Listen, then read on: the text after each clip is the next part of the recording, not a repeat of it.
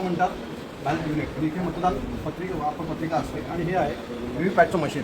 त्या व्हीव्हीपॅटच्या मशीनमध्ये आपण आता बघतो की कोणत्याही प्रकारचं इथे चिठ्ठी नाही, काही कागद नाही आहे. आता आपण मतदान करणार आहोत. आपल्याकडे पहिला मतदार आला, त्याने केळं बनाना या चिन्हावर मतदान केलं. आपण बघताय आता किती स्लिप पडते आणि स्लिपवर बनाना दिसतोय, म्हणजे केळ्याचं चिन्ह असलेलं ही स्लिप पडलेली. आता हे पहिलं मतदान झाल्यानंतर दुसरा मतदार येतो. तो आल्यानंतर तोही बनाना ह्याच चिन्हावर मतदान करतो. आपण आज बघताय की त्या मतदानात सुद्धा पत्रिकेवर बनानाच दिसत आहे. आता हे झाल्यानंतर आपण या निवडणुकीचे आपण आता निकाल बघूया काय असेल.